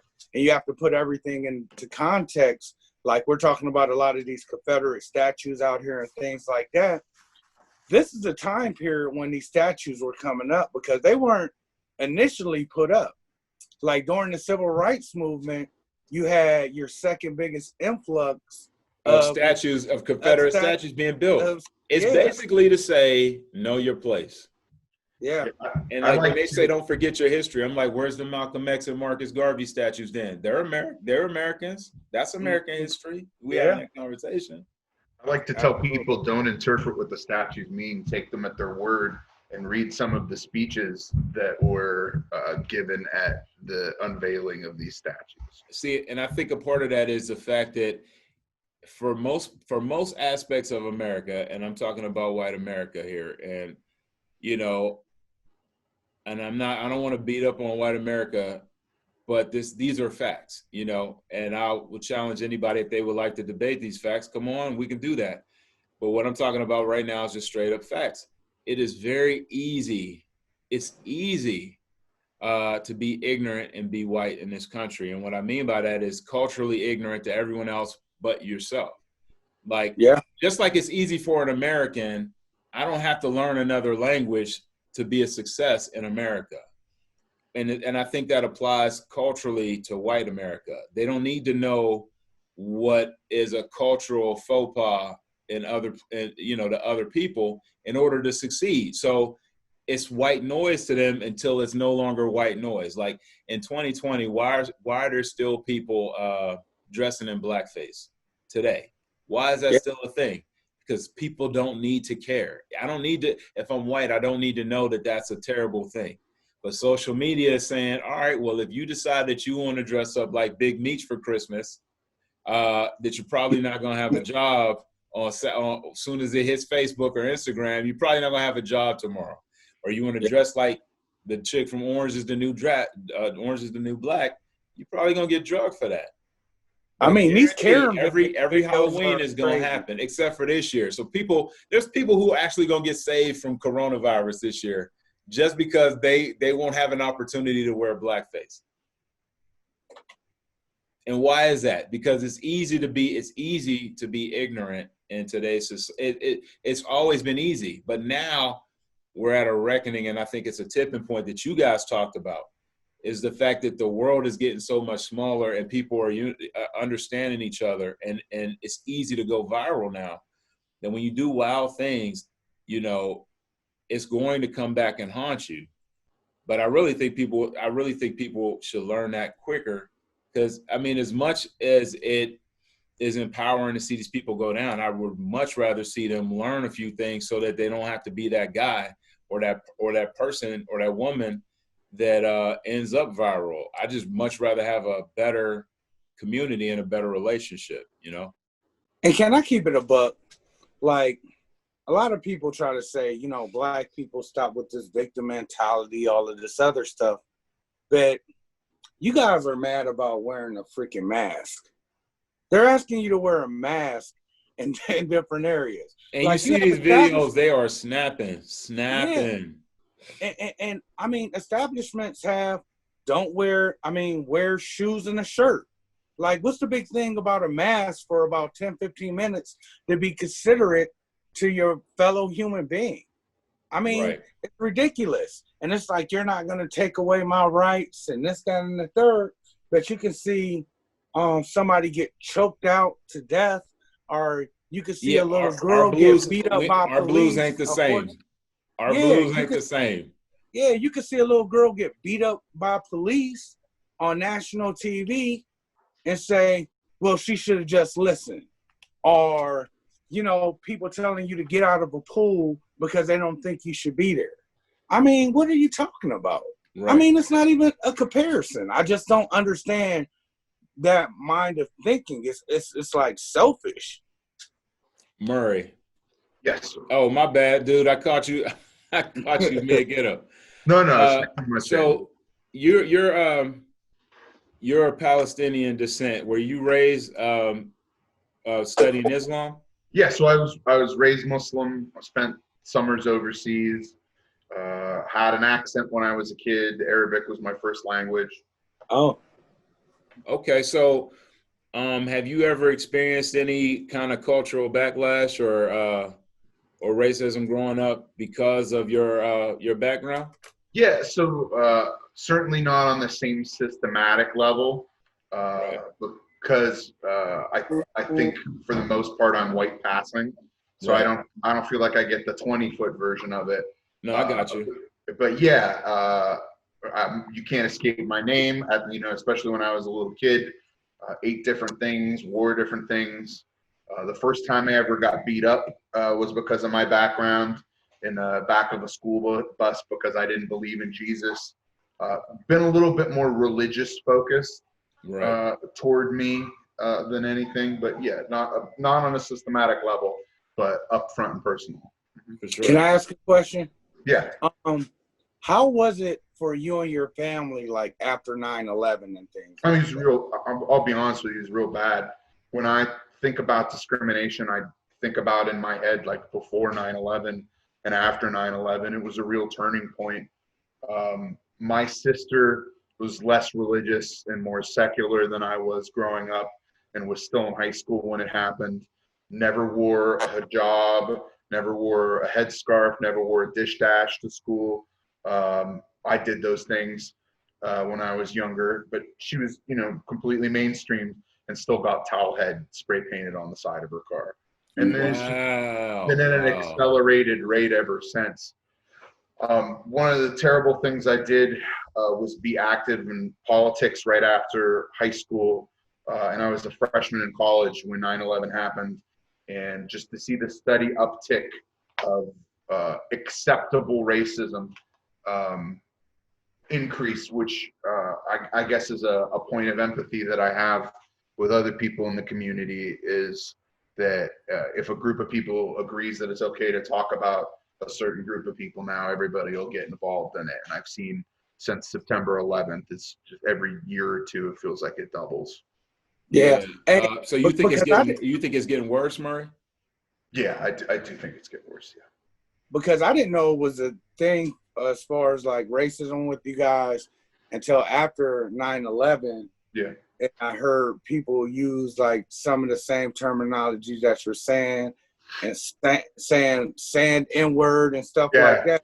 And I have to check somebody and say, dude, don't say that. You know what I'm saying? Yeah, you talk. See, that's the thing. I was like, this is what I found out like after 9/11. After 9/11, I was American too. So they'd be like, hey, man, you see that blankety blank over there? I'm like, wait, what? Yeah. That's the thing? I mean, so like what you just said, it's not acceptable for me to use that example. But what you just said has happened a lot. So like there's the phrase where you're always going to have the flavor of the week. And I feel like the flavor of the week for the country shifted to Arabs. From black people. Yeah. Yeah. I mean, Sure. No. I will go out on that limb and say, like, it was way easier for me right after 9/11. They weren't checking for me. And Murad, they were not checking for me after 9/11. And some people never came back from perspective. I had to take a little breather and say, this feels nice. But then when it started, like, it started morphing into us versus them, I'm like, man, this is how y'all thought. So that means you was thinking about me like that. You know what I mean? Well, and some people never came back from that. So I find some kind of proportionality, especially since 9/11, where sometimes the more conservative a person is, also sometimes the more conservative religious person. So like, strict Catholics, Southern Baptists, evangelists are also some of the most bigoted. For sure. You want to hear? Let me say one thing, and then I'm gonna toss. Matter of fact, I'm gonna toss to you first, G. Go ahead. All right. So here's another story I have from social work and stuff like that. Right after Trump got elected, it was probably 2 years after, and it was this little kid. He had just moved down to South Carolina with his mom, and he was up to see his dad. So I'm supervising the visit and things like that. And Dad's like, hey, they're outside. What do you want to play? He's like, how about I be Border Patrol and you be a Mexican? And he picked up a gun. It was like cowboys and Indians. Like, I can't make that stuff up. When was this? This is like 2 years ago. I was like, terrible. His dad just looked at him this is where like, we are, man. Yeah. I mean, because Border down Patrol there, and that's Trump country, And he was gonna be Border Patrol, and he was like, Dad, you be the Mexican, and I'm gonna chase after you. It was like cops and robbers. What's happening right now? So this kid was like 7 years old.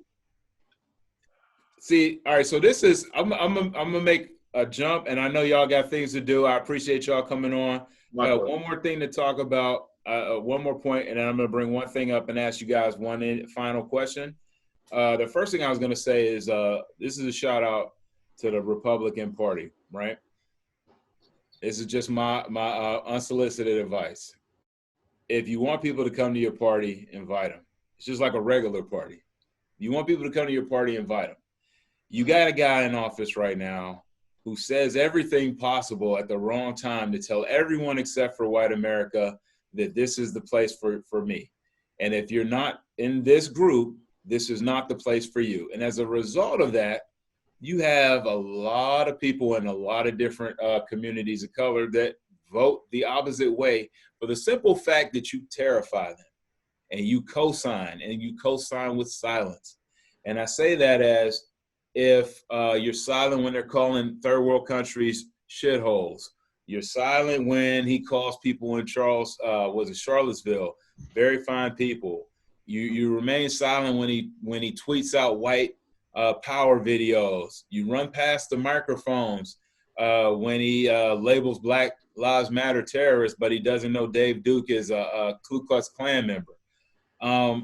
You push people away. Meanwhile, the Black community, and correct me if I'm wrong, Murad, but like a lot of communities, Islamic communities, people that have immigrated from the Middle East are very, very, very conservative. Is that a real thing? Yeah, I think they have more in common with Republicans than they do with Democrats. Right.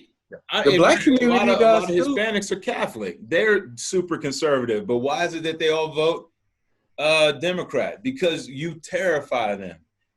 And if you dropped all the nonsense, if you dropped all this cultural infighting, in a rush to race to the bottom and the destruction of your party, just so you can maintain those last white bigots who are dying off, versus a growing demographic of people of color in this country, you're going to find yourself in the same waste bin of history that the Whigs and Federalists are. That's what's going to happen, because you're not thinking about this the right way. I mean, it's one thing to have conservative views. That's fine. But when you have to veil them in nationalism and xenophobia and racism, and it gets to the point where you can't get enough votes by suppressing votes. You also have to scrape the bottom of the barrels of society just so you can get the last few racists to come out of the woodwork and vote for you. That means that there's definitely a problem that you should address. Why not just cater to the people who actually are productive members of this society, and maybe we would make this a competition? Again, if you want people to come to your party, invite them. Yeah. But America was built on white supremacy. You know? That's a fact.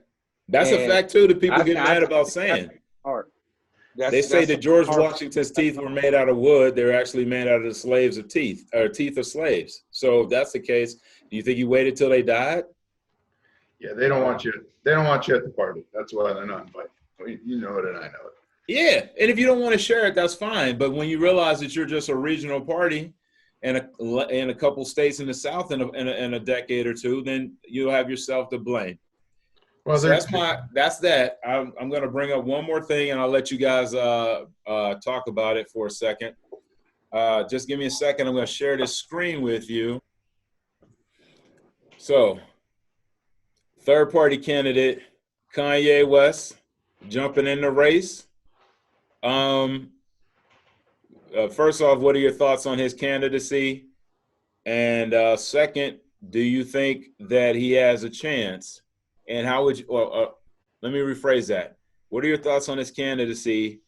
And if you do think that he has a chance, why? If you don't think he has a chance, what would you say to convince the person around you not to vote for him? Because trust me, there are people who have already told me they're so happy that he showed up because that's their guy. Oh, can I go? I say it's a lot to do about nothing, because honestly, he hasn't even registered in any of the states and things like that.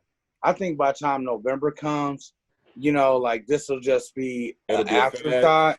And also, where is he going to get his money from to run it? Like, I doubt that the Kardashian brand are going to throw their resources behind something so ridiculous as this. And, I read his interview that he had. I can't remember who he had it with, but I mean, dude's talking about running the government like Wakanda and stuff like that. Forbes. I mean, it was with Forbes. So he clearly needs some mental health, help. He needs a lot of health. And then you got the birthday party right there. When he wins, hold on, G. Hold on, G. So, yeah, what did you say the name of his party is? The birthday party.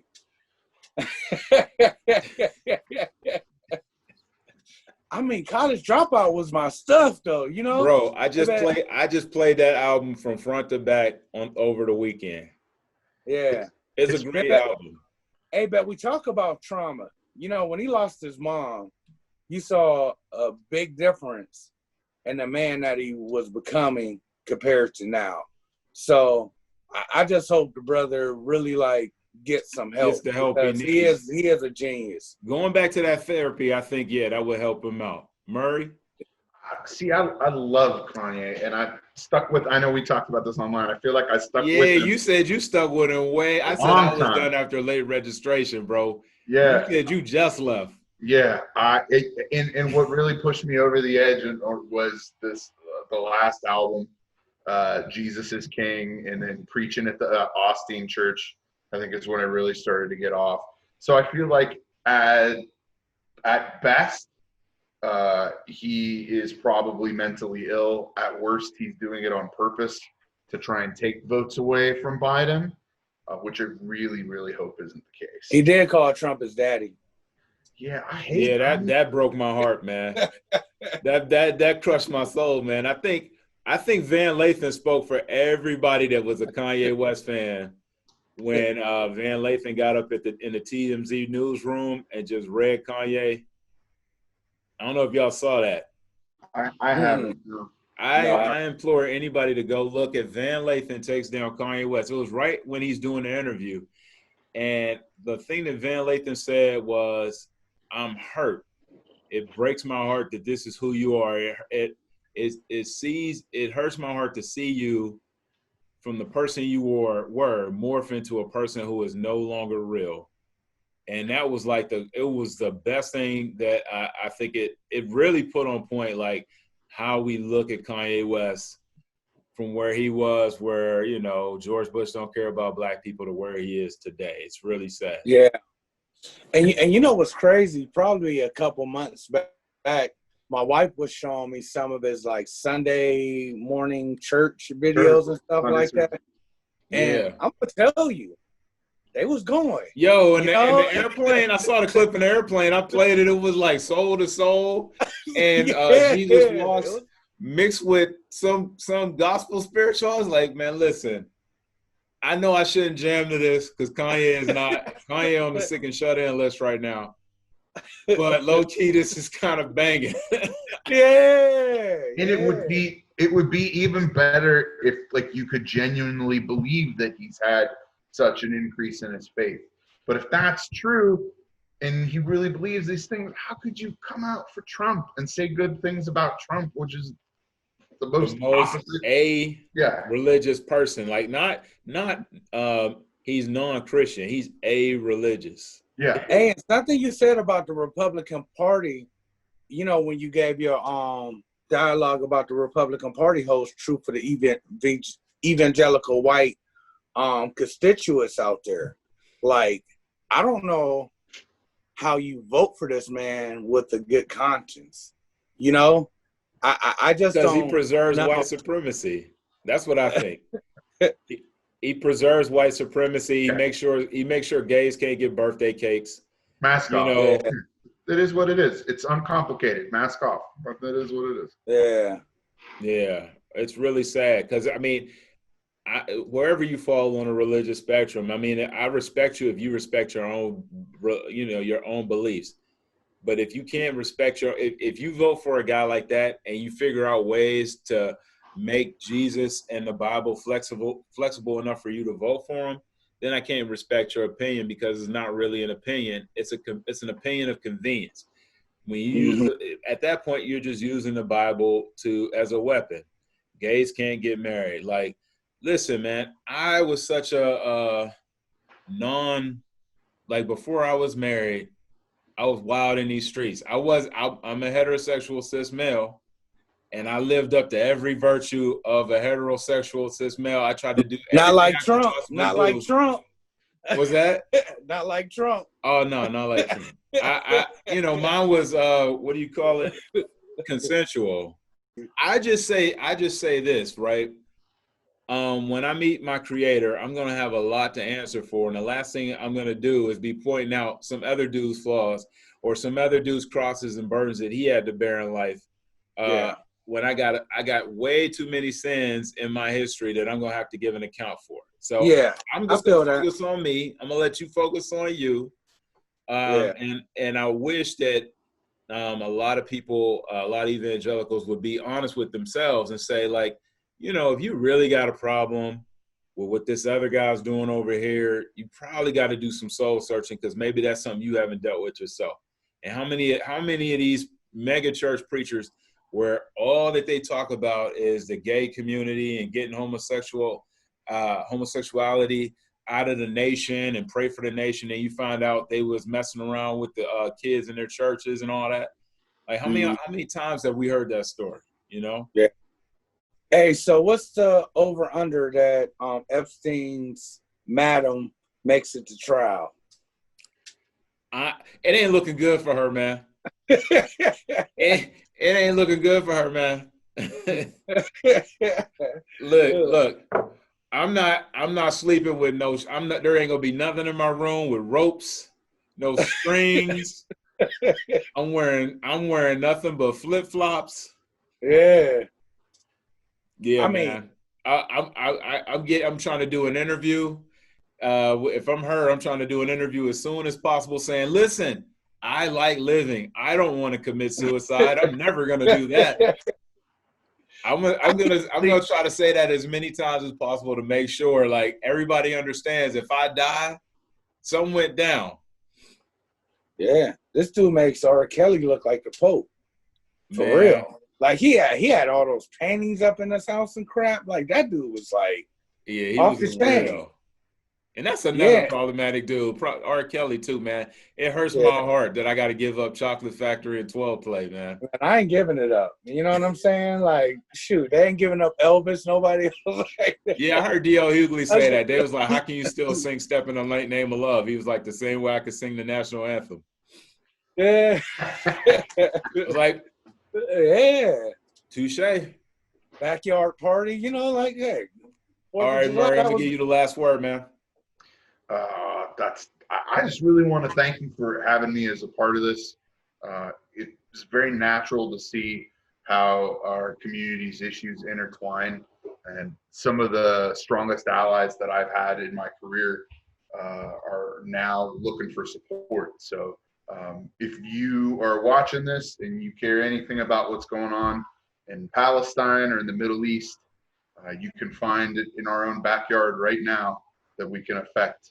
I encourage you to rally around it with the same support that you have that issue. Hey, brother, I appreciate it. Murray, I appreciate it. G, I appreciate it. Thank you guys. Got to do it again, man. Yeah, and I said I would do something on Facebook. I said if anybody commented last time on the last video, I would shout them out. I want to shout out my the admins on the Facebook page. Jamie Kowalski, Kim Henderson was supposed to be on tonight with us, but she couldn't make it. And Jessica Sampson, she's been really, really cool. Like she set up a lot of the stuff in the group to make sure things run, because, you know, I look at it like, you know, when it comes to administration, the best thing you could do is sit back and let subject matter experts do their thing. My job is just to make sure the barriers move, and she's just been killing it. And so I really appreciate her in that regard. At the same time, I just wanted to shout out some of the people that that were actually in the group that commented on the post. And so for that, it would be Geldina Maria. So shout out to you. Hope you're doing big things. And Amanda Griffin. Shout out, sis. If you want to come on, let me know how and when, and we can make that happen. And I appreciate all you guys. So with that, peace. All right. Y'all be easy.